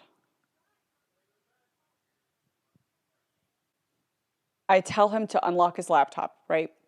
And I left the chats purposely like right on the page. So you can open it and it would be right there. Ta-da! Right? And he opens the laptop and he looks at it and then he looks back at me. And then he looks at the computer, then looks back at me. And then he turns over to the laptop and he starts reading the chats, like scrolling through them. And I say to him, I'm like, you need a reminder of what you said? You need to remember everything there? And he goes, well, I just want to see. I want to see what you read. And I said, I read it all. Every message you sent, everything you said, every link, every picture, everything. I saw it all. Even the part where you tried to meet up with two of them. I read all of it. And, Pan was shocked. I'd never seen him that shocked. Never. He was caught. And he did not like the feeling of being caught at all. I just broke down and started crying. And he's trying to comfort me, but I didn't even want him touching me. But also I wanted to be held. So it was like, don't touch me, but also hold me. And I just could not believe it. I'm saying to him, you were always talking about me cheating. You're the one who cheated. And he goes, it meant nothing. It was just for fun. I don't know why I did it. I'm stupid. I'm sorry. And he's just going on and on and on. And again, I'm like, blah, blah, blah. Shut up,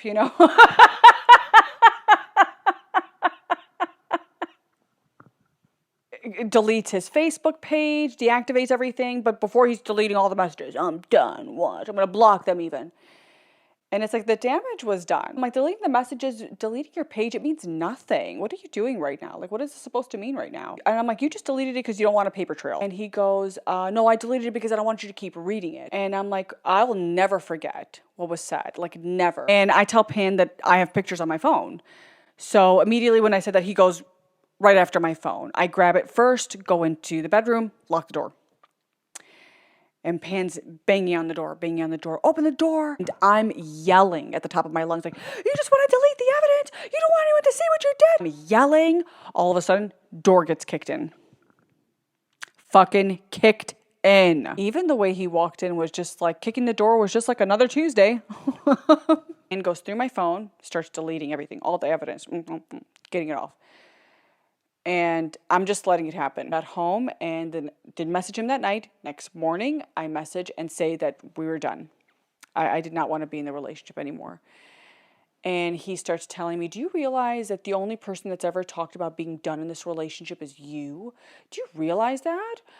And I'm like, dude, you just cheated. Let's set this one out. I wasn't sitting silent anymore. I was talking back, but not just talking back with anger. an anger in me. And the type of anger you get when you realize for years, like, you've been putting up with too much shit. And you've reached your limit. You're done. It's enough. It smells now.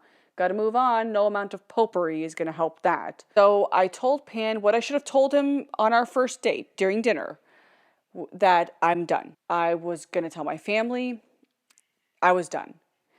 And he was desperate. He was desperate.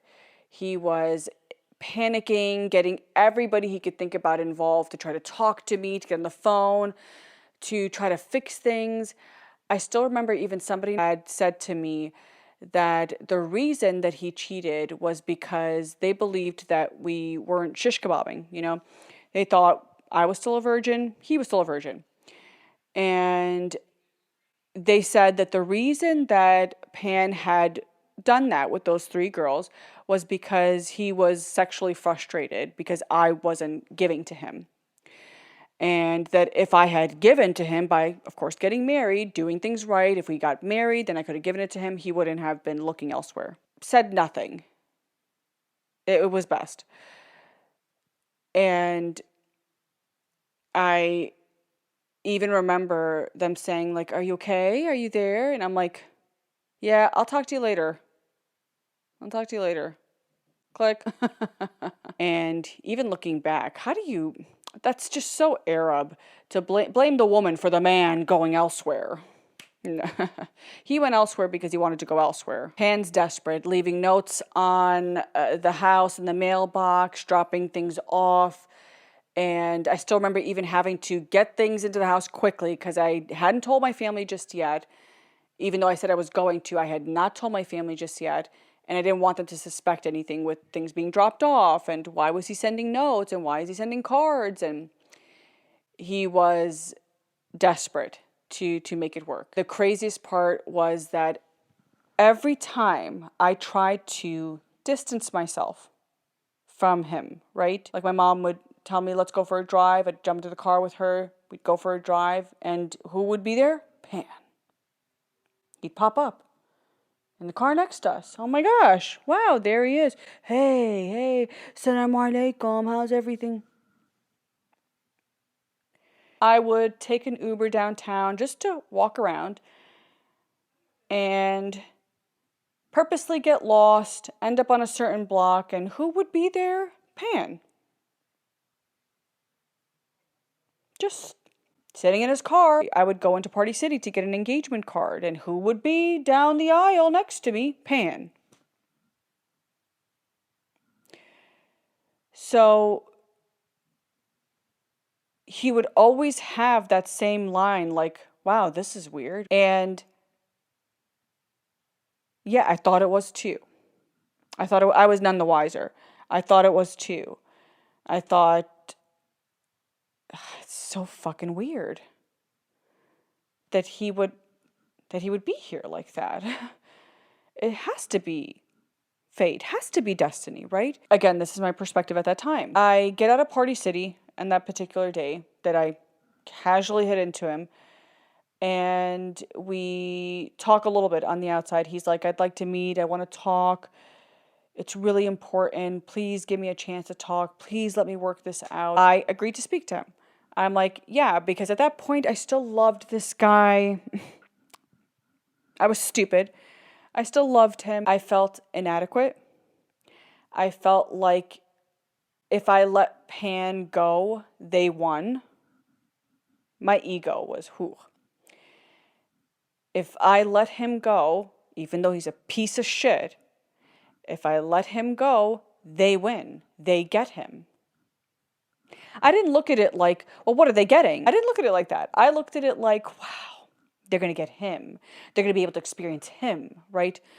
And I am very selfish. When I love someone, something, I am very selfish in that. I don't do well with sharing. I did still feel a claim to Pan. I did still feel like he belongs to me. So I didn't want them to have him. So it was my ego that got me to sit and to listen to him and listen. And he's like, I'm so sorry. I'm so sorry. He's crying, not crying, sobbing, like sobbing. And he put on a good act, very good act. And I mean, I bought it. Of course, today, would never have bought that. I teach you guys now how to not buy stupid acts like that. But at that time, I didn't have that understanding, okay? So I listened and I bought it. That's long story short. I bought it, took him back like a fucking idiot. But I didn't just take him back. I became the woman I never thought I would become. Although I had already drifted far from that woman, but even more when I became the woman that said, well, now I want you to marry me. I didn't want to get married. At that point, I was still going back and forth. Yes, I want to marry him. No, I don't want to marry him. Yes, I want to marry him. No, I don't want to marry him. And there I was saying, well, you have to marry me now. Because I was desperate. I felt like the only way that he will be locked in is if we get married. Then he won't drift. Then he won't look anywhere else. If that stops guys like this. It does not. You just put a ring on somebody who's going to have a ring and be straying, which is worse. That's worse. I'm sorry. I keep moving the mic. I hope you guys can hear my audio. I told him that I wanted to get married. And I told him he needed to do whatever he needed to do to get the money so we can get married. Han was very excited to hear this. And he was like, I need to get my finances in order. So I told him that he needed to be focusing on work. That's what his focus had to be. Work, work, work, work, work. And it was for about a week, 2 weeks, until he said that he thought we should get out of town. So he suggests we do one more trip. Could do a trip, get out of town, really reconnect after everything that had happened. And when we came back, everything would be going full force on work. Now I'm thinking, we don't need any more trips. We need go focus on work. But, you know, Pan was like, no, we need this. You need this. You know, this is going to help us get back together and get closer to each other. And he was very convinced about that. I told him that there was a place I had always wanted to go to in Vegas, which was called Red Rock Canyon. And he's like, is it on your bucket list? I'm like, yeah. And so he says, all right, well, we'll go there then. That'll be our mission. So that night, Pan books the tickets. Of course, I'm like, where did you get this money from? I thought you were just in debt. But I didn't want to ask too many questions and get him triggered. So the trip was planned for August. And in that time, we had already moved in. We're really just getting settled in before time to leave for the trip. I remember Pan sending me an Uber to be picked up at his old place, which was now our place. And him making a joke like, oh, it's so weird to send a car to my own place like that. Ugh, guys, it was so uncomfortable. I would never, never, ever wish that on anybody, ever. Be your own independent self, ladies. Do not depend on a man like that unless you're married to him. But anyway, meet up, go to the airport, fly out to LA, and go to the beach. LA was a beautiful time. It was a really, really beautiful time. Went to the beach. He was, again, writing our names in the sand, having fun, experiencing sunsets, going to Santa Monica Pier, doing a lot more things we didn't get to do our first time around. And trying all different types of restaurants. The trip went well. We get into the car, drive over to Vegas. And the drive to Vegas was pretty long, but it was so enjoyable. Pan did it the whole way.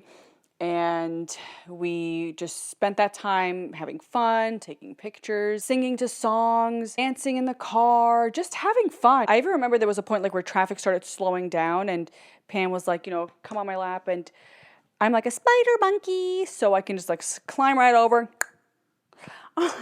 And I just sat there for quite a while. It was fun. It felt carefree. I now know that what Pan was doing was, and this should scare anybody in relationships, if somebody suggests to go on a trip out of nowhere, like some shit just happened, and now they're saying, let's get out of town. Let's do this and this and that. Beware, beware. They're trying to glamorize you, okay? Just to get you distracted. The glitz and glamour, get focused on that. He knew what he was doing. But ladies, just keep that in mind, okay? And for my gentlemen on here too, again, I cannot believe we went from 3% male viewers to 23%. Now, we get close to Vegas, and once we pull into like Vegas proper, and Pan's like, babe, I've always dreamt of seeing this. Can you drive? And I'm like, absolutely. We pull over. I get into the driver's seat, start driving us to the rest of the way to the hotel, and pans out the window shooting footage and taking pictures and everything. We check into Vegas. I believe that's where I left off. We check into Vegas, and our room had a beautiful, I mean beautiful view of the Strip. Neither one of us had ever seen anything like that, so we were like, oh my gosh, like it was just so exciting. I saw a different side to Pan, like he was so enthusiastic. He wanted to just get out, and although he was really like that anytime we left Chicago, it was different in Vegas. So we check into the hotel. Next morning, we had a whole plan. Go out, hang out along the Strip, walk it during the day. I put on a two-piece outfit. It was like a white tank top with like a butterfly, and then the bottom had like a matching piece at the bottom that also had like a butterfly on it. Paired it with a pair of Roman sandal heels. Mama's the best in the West, you know? The outfit was giving Clueless. Video. When we get in the elevator, Pan's like, oh my God, you look so good, you know. Nobody could make me feel as good as Pan could make me feel. But on the flip side, nobody can make me feel as small and as insignificant as Pan. And I was addicted to that chaos back and forth. When he's in that elevator saying, man, you look so good. I'm the luckiest man in the world. How did I get you? I'm like, I really needed that validation. We hit the Strip, walking up and down. Out of nowhere, Pan turns to me and he's like, you're loving this, huh? You're loving it. And I'm like, loving what? And he goes, all these guys checking you out, huh? You're loving that, huh? I was so confused. I had no idea what he was talking about. I was not paying attention to any guys. I'm walking straight, focused on, I'm being like a good Muslim girl. And yeah, mama. General Lau needs to get out of the room. You come second to General Lau. Yes, mama. So, where was I? Oh, yes, he was convinced that every guy was staring. He gets so upset, and he's like, let's go back to the hotel. I was like, God, what happened? And we get back into the elevator, but this time instead of saying, oh, you look so hot, or I'm so, you know, the luckiest guy to have you, now he's saying, you know what you were doing when you wore that outfit. Why are you wearing light colors? You know people could see your ass in the sun. And I'm like, no, I didn't know that. What?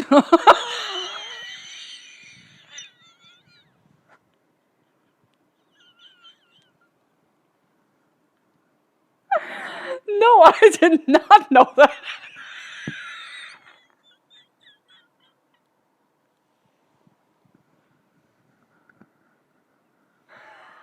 It's like, wait a second. What were you able to see? I could not believe it. I'm like, wait, what could you see in the sun? And just that even, like, I'm like, oh, I had no intention of being that exposed. So, all right, fine. I understand. You don't like it? Outfit tossed. Because I did also have this dynamic, and I would have that in any healthy relationship, where if my man's not comfortable with something, I'm not going to wear it, right? But that's also why you have to be very careful what type of man you're with, because you might choose to give that respect to a guy who wants to control you, which was what Pan was doing. But it was even the way that he got me out of the outfit. Like, oh, that sounded weird, but I'm meaning the way that he made me feel like I should not be wearing that outfit. Like, comments like, you know, you should be thinking about what you're wearing. Think about how you make other people feel. Think about how uncomfortable women must be because of that. And I'm like, wait, now I have to start thinking about how other women are perceiving my outfits and how I'm going to make other women feel about what I'm wearing. Like, this is becoming incredibly suffocating. Like, I have to think about the community, my family, now Pan, but maybe Pan's okay with the outfit, but maybe he's not okay with the outfit. And now I have to add on top of that what every woman's going to be thinking, whether or not she's going to be comfortable with what I'm wearing. And then he goes on to say, like, how do you think it makes me look? How do you think it makes me look if I'm walking around with a woman who doesn't respect me? And I was just like, respect you about what? Like, you saw the outfit. You were fine with it. What changed from us leaving the hotel room, getting into the elevator, you complimenting the outfit, to the Strip? What happened? And he's like, I just said I don't like it, done. And I told him to go through my clothing. I told him to go through all my clothing and to choose what he liked and what he didn't like, and what he was okay with me wearing and what he wasn't okay with me wearing. And he did just that. A little while after he got everything out of his system, He apologizes, then he says, we should go out tonight and, I'd really like to gamble, see the nightlife. And I'm like, sure, yeah, absolutely. I also wanted to experience it. I wanted to see what the nightlife was like in Vegas. We get to the casino and Pan asks for my card. And he's like, can I have your PIN? I gave him my PIN. I told him, please do not go over a certain limit because, I didn't have the money to be spending like that. He goes, gets the cash, we find a poker table. He goes, sits down, starts doing his thing. It was, not a very good feeling to see your money just go, but you're also not allowed to have any reaction about it because if you do, he'll get upset. At one point, Pan starts, his luck changes and things start going, turning around in his favor. A guy's at the table and he's like trash talking all the guys. Then when Pan starts, his luck is turning around, the guy's losing, the guy starts trash talking Pan, and then he turns his trash talking to me. And that was it. Pan was done. And all I saw was a drink be thrown and guys standing. Oh my God, it was terrifying. Alhamdulillah, I mean, it didn't get too crazy, but we had to leave. Anyway, we get back into the room, hang out for the night, and just, again, call it a night. Vegas was not it was not off to a good start, period. It was not off to a good start. I remember even falling asleep that night being like, God, I hope tomorrow's a little bit better than this because this is not going well at all. This is not turning out to be a memorable trip or a trip that's bringing us any closer together. It's just only validating a lot of the things we've already been seeing. Night comes to an end. Third night. Pan says he has a couple of places he wants to go to, and I'm telling him if we could just try to make sure that we have an early night, only because the next morning we were going to be going to Red Rock Canyon. That was the plan. And the plan was to drive early to Red Rock Canyon, spend time there, and then drive over to the airport and fly out that evening. That was the plan. So this was going to be our last full night, and my thought was like, hey, let's have fun and let's split the time between the clubs, but let's not make it a 4 a.m. when we have to be driving out at 6 a.m. Pan's like, yeah, no, don't worry. We'll have fun, and just call it a night early. I know, trust me. So I did. I'm like, let's go out. Let's have fun. We get to the club. Pan's like drinking.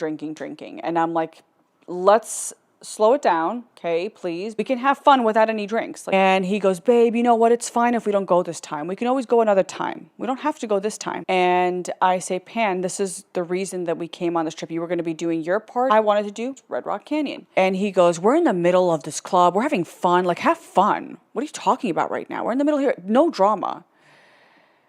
And I was like, ooh, I remember even getting embarrassed because I'm like, oh, maybe I am bringing drama here right now.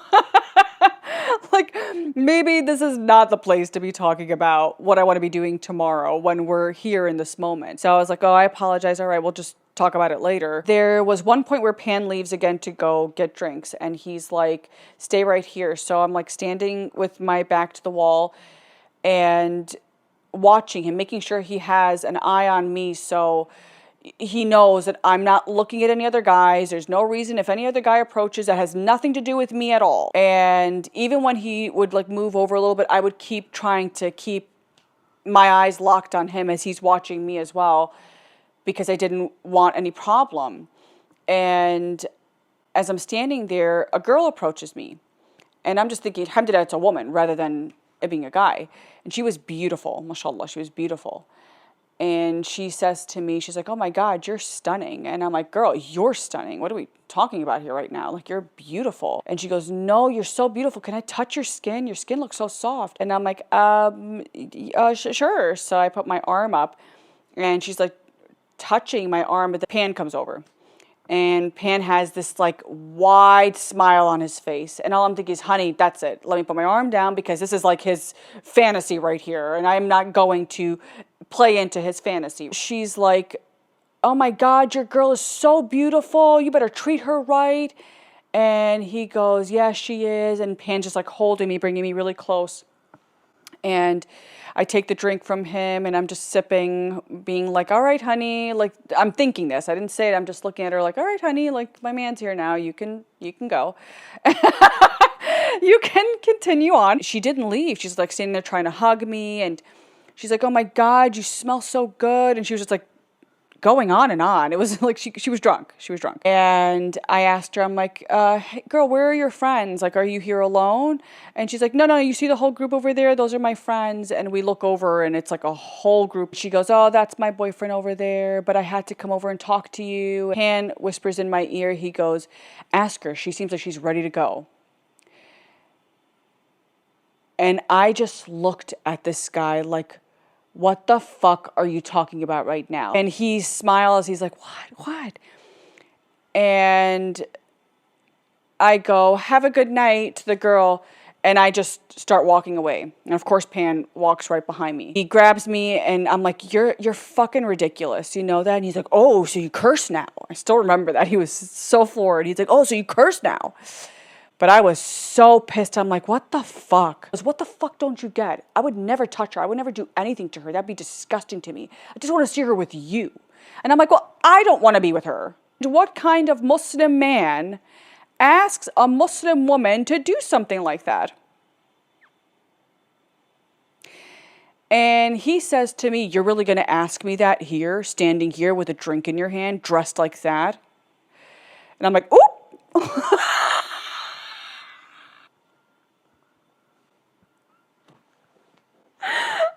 Okay. But I'm like, well, I'm not here standing alone. Honey bunches of oats. You're right here with me. And he goes, let's go to the next club. Let's go to the next club. This is fucking horrible. He takes my hand. Even though he was angry, he oddly enough took my hand very gently. So I felt like internally like, oh, he's not really that angry. Like he knows he's wrong because he's not being rough with me. So we go to the next club and it had like floors. So we're taking the elevator up and he's taking my hand and he's kissing it. And he's like, I'm so sorry. You're right. I'm wrong. I won't say it again. And I'm like, it really hurts me when you say that. Like, can you imagine if I wanted to add another man? And I still remember the way he came so close to me like a football player, like face to face. And he's like, you really are gonna fucking piss me off. Every time you say that, I know you want that. And I'm like, yeah, do you see how angry you get? That's the same way I feel. Same way I feel. He goes, I would go crazy if another guy was with you. And I'm like, yeah, I would feel the same way if you were with another woman. And you actually did do that. Do you remember that? Right? With the whole cyber cheating. And he goes, you're really going to bring that up right here, right now when we're trying to have a good time? And I just didn't care. I just didn't care. It's like, yeah. He goes, I apologize. You're right. Done. So I'm like, all right, done. And again, this conversation's happening much faster, like in the elevator. I know that seems like a much longer conversation in a 4-story elevator, but it was much quicker. We get out, Pan, the music's playing right away. I mean, it was really, really cool. Like they had turquoise lights all around the club. Music was playing. I mean, it was just a vibe. Pan goes, let me go get drinks. And again, I tell him, I'm like, babe, like slow down. Like, let's just, let's not do too much, okay? And he's like, chill, have fun. Goes off, once again, standing to the corner, watching him, making sure he could see me. Pan comes walking back, hands me the drink, and a song that we like came on, so we're just like dancing. But while we're dancing, Pan kept like pulling me closer and just pulling on me and grabbing me. And there was a time I would have loved for him to like hold me like that and to want to bring me closer. But at that point, it didn't feel like flattery. It felt like cummy or like a piece of meat, truly like a piece of meat. And I'm like, babe, there are people here. Like, don't do that. And he goes, fucking stop. And he's doing it again and doing it again. And I'm like, babe, stop. He goes, I can't fucking find you attractive. I can't want to fucking hold you. I can't fucking want to grab you, huh? And he turns me around and he's like, get the fuck out of here. And he shoves me. And I fall like right into a group of girls who were like doing a bachelorette party. He says, get the fuck out of here. And he turns me around. He shoves me towards the elevator. Get inside. And as we're inside, there's a bouncer in there at this point. And Oh, I was so grateful to that bouncer. I'm like, thank God, alhamdulillah, because I know he won't do anything to me in here because this guy is standing there. He's pacing back and forth. So the bouncer could tell, like, there was something off. And, oh my gosh, guys, the sun is setting. How crazy is that? We've been spending all this time together. I'm going to need to sleep after this. I'm not even going to edit this afterwards. I need a moment to just process. We're in the elevator. He's pacing back and forth. When we get to the first floor, elevator doors open. Once again, Pan shoves me out. And the bouncer says, yo, yo, yo, calm the fuck down. Pan goes, mind your fucking business. And we just walk straight out. So there was nothing that the bouncer could do. We were off the premises at that point. And we start walking back to the hotel, which was in walking distance. And the entire walk on the strip, he's yelling at me, calling me names, calling me out of my name.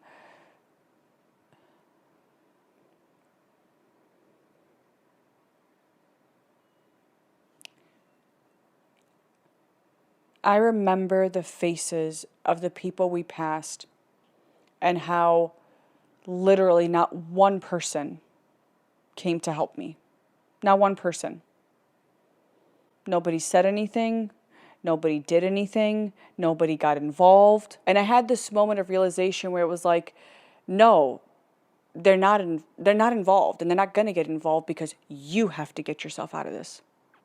You got in, you get out. The whole way back, he's pulling my arm, and all I'm thinking is, oh gosh, when we get back to the hotel, what is about to happen right now? What's about to happen? What's he going to do? And when we got back to the hotel room, he just starts going off, yelling. I mean, I don't know how nobody called security at all. I really don't. It was loud. We were both loud. I was yelling just as much. I was yelling right back, so I don't know how nobody called security.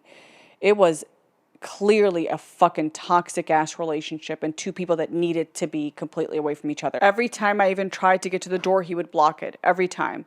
I even got close to it, he's blocking it. I wanted to get away from him because he was in such a rage. I was terrified. I just didn't know what he was going to do. There was one point where we got a call to the room and I'm thinking, oh, security, alhamdulillah. Wanted some confirmation about something with the car, and Pan had to go downstairs. He did not want to. He kept trying to find every way for them to just like get it taken care of from the room. And they were like, no, he needed to come down. So he's like, stay here, leaves. At that point, I get all my stuff together, go to my phone, book a hotel. I don't know why I didn't book a completely different hotel, because I actually booked just a different room in the same hotel.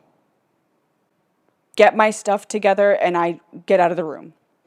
I'm standing by that elevator being like, my God, please hurry, praying that when those doors open, he's not there. He's not there.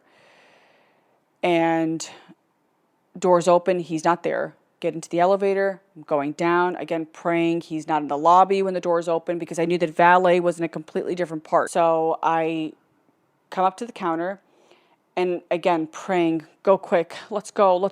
I even had my card ready, everything, my ID, just ready for them to go. And the guy starts putting the information in. He's asking me questions. How's your night going? Where are you in from? And I'm just short. I'm like, Chicago. Yes. Good. Like, I just wanted to go. All of a sudden, I feel, because I always felt Pan before ever seeing him, there was just a vibration. The energy changed. And so I felt him approaching, and I turn around and lo and behold, there he is. And he's walking up with a smile on his face. And I'm like, oh God. I look back towards the man, and he looks from Pan to me. The guy says, would you like somebody to take your bags up? And Pan goes, yeah, you could take him back to our room. And he gives the guy our room number, our initial room number. And I look at the man, and the man goes, ma'am, where would you like me to take your bag? I'm looking at him, and then Pan's like, tell him back to the room. Tell him to take him back to the room. I did not want chaos in the middle of that lobby. I didn't want him to get arrested if he had an erratic response. This was not somebody who was in control of his emotions. So I looked at the guy and I said, you could take them back to the room. and I gave the initial room number that Pan and I were in. And he asked if I needed help with my bags up. Pan goes, does it look like she needs help with her bags up? He picks up the bags, takes it to the elevator. We ride up in silence. In silence. And oh my gosh, you guys.